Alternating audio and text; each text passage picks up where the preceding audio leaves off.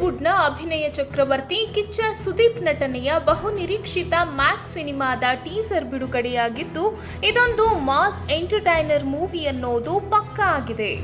ಚಿತ್ರದ ಮೇಕಿಂಗ್ ಸಾಕಷ್ಟು ಅದ್ಭುತವಾಗಿ ಮೂಡಿ ಬಂದಿದೆ. ಮಂಗಳವಾರ ರಿಲೀಸ್ ಆದ ಟೀಸರ್ ಬೊಂಬಾಟ್ ಆಗಿದ್ದು, ಕಿಚ್ಚ ಸುದೀಪ್ ಅವರ ಅಗ್ರೆಸಿವ್ ಆಕ್ಟಿಂಗ್ ಅವರ ಅಭಿಮಾನಿಗಳಲ್ಲಿ ಅಕ್ಷರಶಃ ದೊಡ್ಡ ಸಂಚಲನ ಉಂಟು ಮಾಡಿದೆ.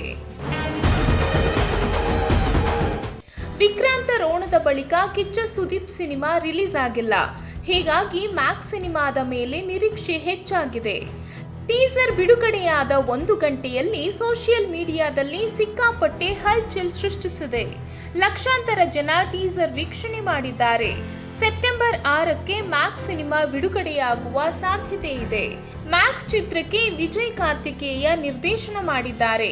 ಕಿಚ್ಚ ಸುದೀಪ್, ವರಲಕ್ಷ್ಮಿ ಶರತ್ ಕುಮಾರ್, ಸಂಯುಕ್ತ ಹೊರನಾಡು, ಸುಕೃತಾ ವಾಘ್ಲೆ, ಪ್ರಮೋದ್ ಶೆಟ್ಟಿ, ಇಳವರಸು ಮೊದಲಾದವರು ನಟಿಸಿದ್ದಾರೆ.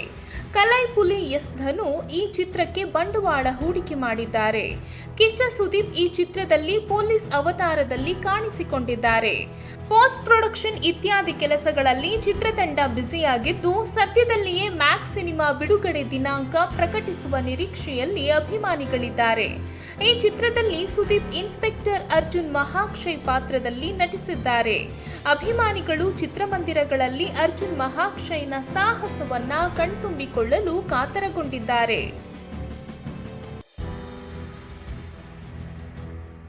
Max pan India cinema. ದೊಡ್ಡ ಮಟ್ಟದ ಹಿಟ್ ನಿರೀಕ್ಷೆಯನ್ನಿಟ್ಟುಕೊಂಡು ಮ್ಯಾಕ್ಸ್ ಸಿನಿಮಾವನ್ನ ಅದ್ಧೂರಿಯಾಗಿ ನಿರ್ಮಿಸಲು ಚಿತ್ರತಂಡ ಪ್ರಯತ್ನಿಸುತ್ತಿದೆ. ಈ ಸಿನಿಮಾದ ಮೂಲಕ ಕಿಚ್ಚ ಸುದೀಪ್ ದೇಶದಾದ್ಯಂತ ಮತ್ತೆ ಮನೆ ಮಾತಾಗುವ ನಿರೀಕ್ಷೆಯಲ್ಲಿ ಫ್ಯಾನ್ಸ್ ಇದ್ದಾರೆ. ಕಿಚ್ಚನ ಹುಟ್ಟುಹಬ್ಬದಂದು ಬಿಡುಗಡೆ ಮಾಡಿರುವ ಫಸ್ಟ್ ಲುಕ್ ಹೊರತುಪಡಿಸಿ ಬೇರಾವುದೇ ಪ್ರಮುಖ ಗ್ಲಿಮ್ಸ್ ಬಿಡುಗಡೆ ಮಾಡಿರಲಿಲ್ಲ.